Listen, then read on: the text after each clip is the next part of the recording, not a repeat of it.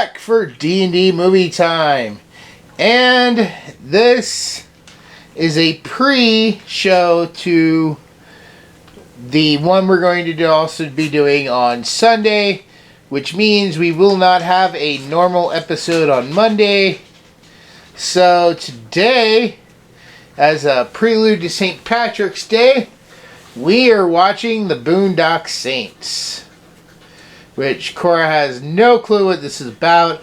I have seen this like a couple times, like once or twice. So I don't really remember it too well. It's been years since I've watched it. I do know that I like both of these movies. So we will be reviewing Boondock Saints today. And then we will be releasing our review for Boondock Saints 2, All Saints Day, on Sunday on St. Patrick's Day. So, without further ado, we're just going to go ahead and jump into the Boondock Saints. Bye!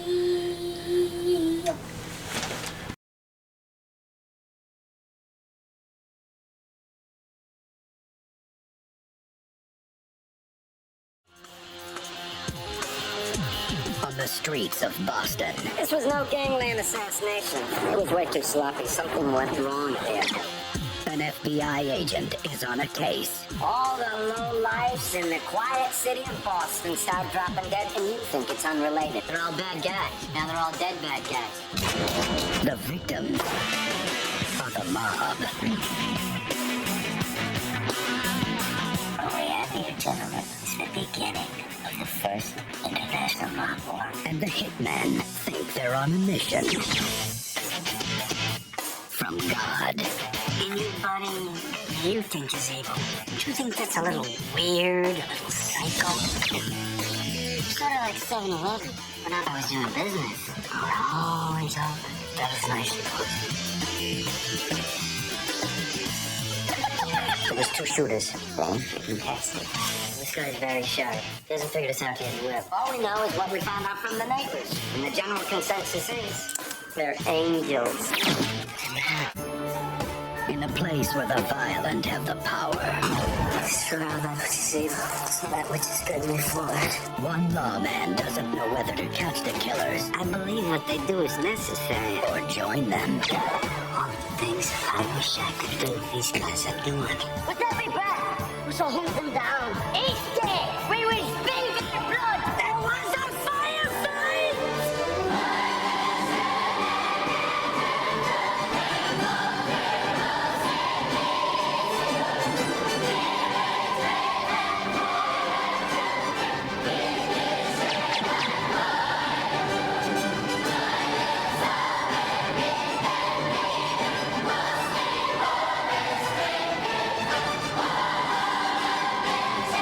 The Boondock Saints.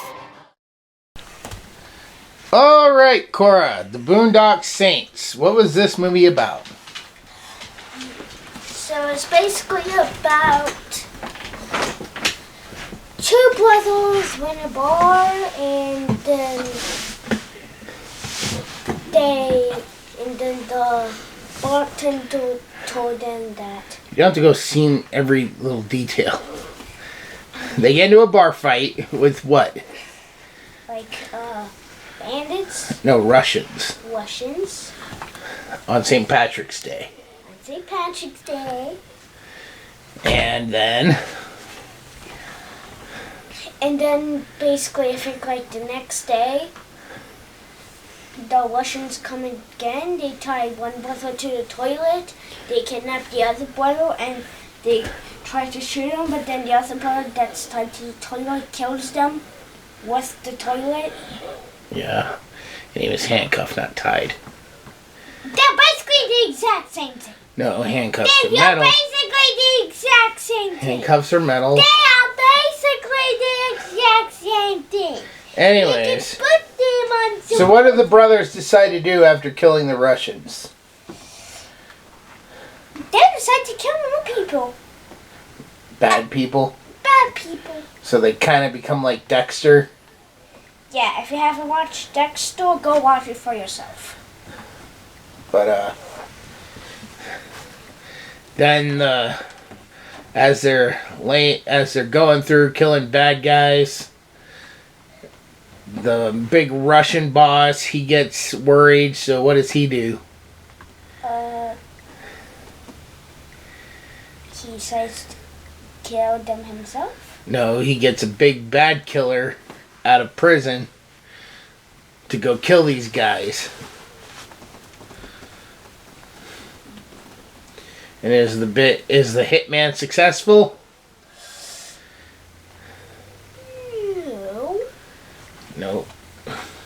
Meanwhile, throughout all this, we have Willem Dafoe, who's playing an FBI agent.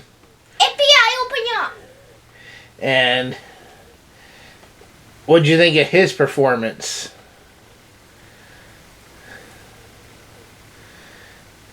I know you kept asking, how's he always getting it right? Because he was like Dexter too. Because the good guys in this were killing bad guys like Dexter does, but the cop was really good at deduction like Dexter. So you basically got like each little person got each Dexter symbol, whatever you want to call it. has a different trait of Dexter. Yeah. They have the vengeance trait where they take out bad guys, and he has the deduction trait. So anyways, so then they are going to go do a big hit on the mob boss and kill him. But what happens? They got caught. Yep. One of them dies. Yep. The funny man. Right? I'm the funny man, don't kill me. He dies. But then, they break out, and who's coming in to help them? And dresses like a woman. I forgot. The cop. The cop, wait, what? Yeah, the FBI agent, Willem Dafoe. He dressed like a woman. Yeah, that actually fell. That made me actually fell for it. You actually believe that was a woman? Guess he does a really good job as a woman. They have been hinting that he was a gay man throughout the whole movie. Wait, he was gay? Yes. Anyways, so who does the big bad hitman turn out to be? Yeah, what's their names again? It turns out to be their dad. No! I know, but what's the two brothers' names? Actually, I'm spacing on their names right now. You two kids, I am your father. But anyways, so what do they do in the end? 3 months later, they are doing the exact same thing, and they are killing the bad. Yeah, but how do they do it? How do they reveal themselves to the world? Doing it in public places and leaving They do it in a courthouse. They get the mob boss out down on his knees, the one they were hunting, and they shoot him in front of everybody. And basically say, if you're a bad person, we're going to come for you. So, do you agree with what they were doing, or?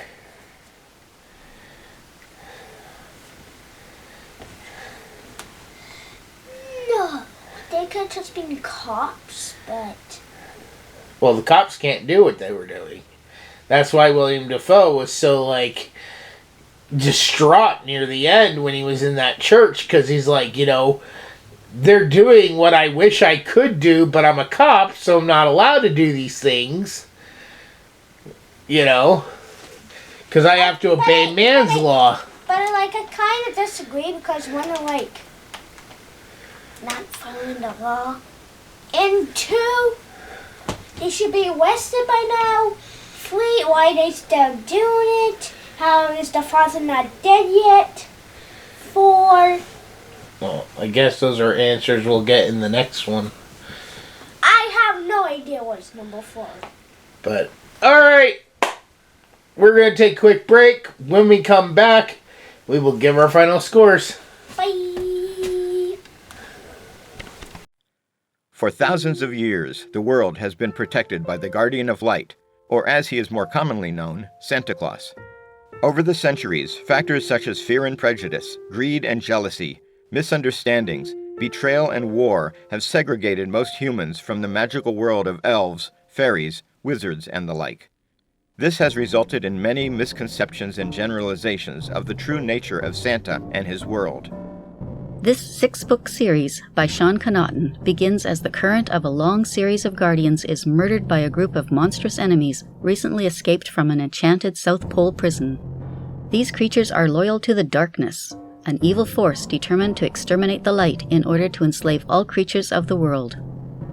Shane Connor, an average young man, suddenly finds himself being trained as the new Guardian. As he adapts to his new life among fantastic creatures, he goes on an adventurous quest with a legendary wizard for the ultimate weapon to use against the darkness, and faces murderous enemies like Rasputin, Morgana Le Fay, Krampus, and many more. Along with his best friend Joe Gomez, Shane encounters politics, history, mysterious murders, new loves, his own hidden past, and racial dynamics among the fantasy races that turn out to be all too real. Their adventures reveal the true nature of the world and challenge the current state of how all races interact. This series expertly melds myths, legends, history, faiths, folklore, and secret societies into a fascinating, cohesive, comprehensive world of wonder and magic. From Atlantis to Olympus, from Hades to the moon, and from broomstick races to Christmas deadlines, join the new Santa Claus on his amazing journey. But beware! Will Shane's quest achieve his ultimate goal of destroying the darkness and preserving the light of the world? Or is he actually playing right into a plot by dark forces that will result in his, and our, ultimate doom? So make your list and check it twice for the Guardian of Light book series. Download your audiobook or ebook today from Audible, Amazon, or iTunes.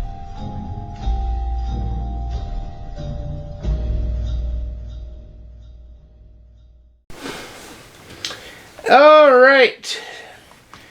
So, Cora, on a scale of 1 to 10, what would you give the first Boondock Saints? A 10 out of 10. It was pretty good. Pretty good. It's not usually something you would classify with 10 out of 10, but okay. Hey.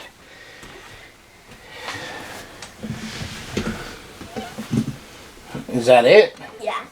It's your turn. For me, well, first off, did you have a favorite scene?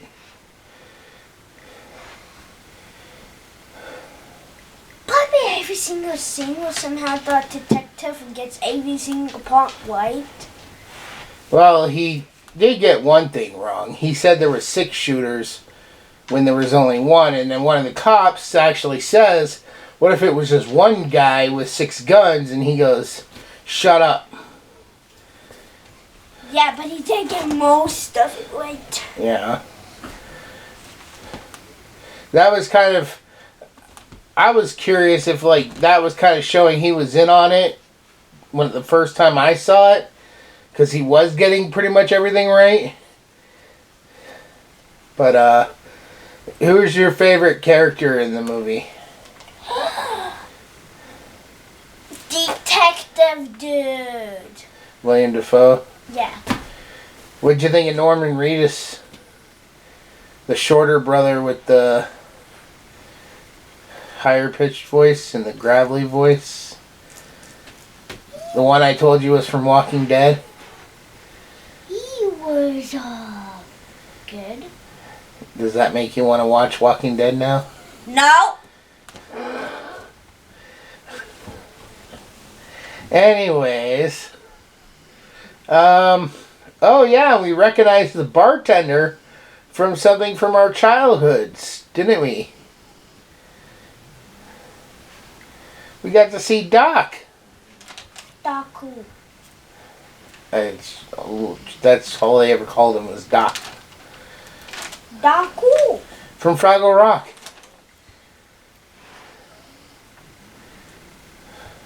The guy who Always got the mail for Gobo Fraggle. Another postcard for Gobo Fraggle. Sprocket's owner. Remember the human and the dog in Fraggle Rock? Oh. Used to watch that with you ever since you were a baby to when you were a toddler. That. Remember Fraggle Rock?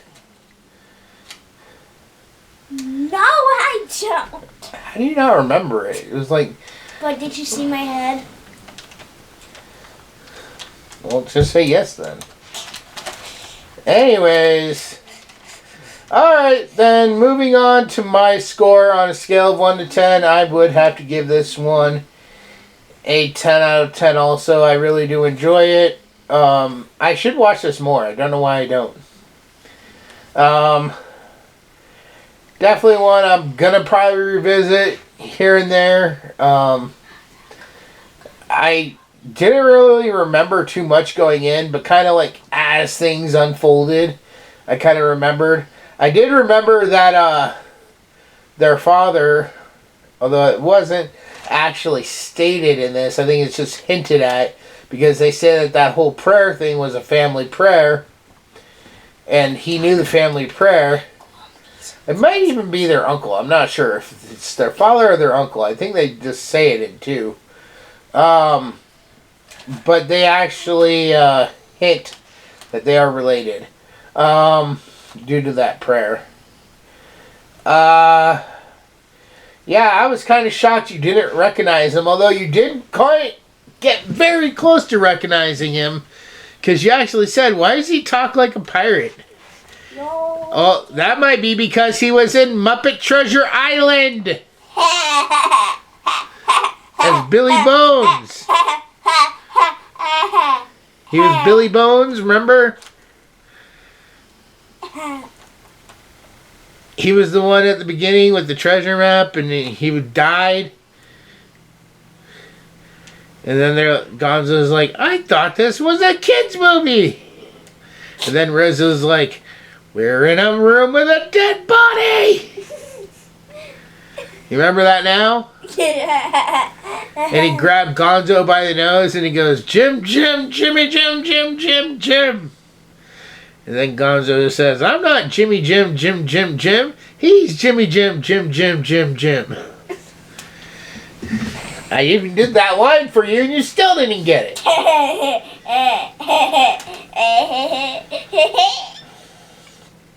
Okay, whatever. Sit up. Anyways, so as I said at the beginning, this is a prelude. We will be having an episode coming out this Sunday, which will be our Monday episode, just moved up 24 hours. So join us this Sunday for St. Patrick's Day, where we will review the Boondock Saints 2, All Day Saints, I believe it's called. And we will see you in the next one.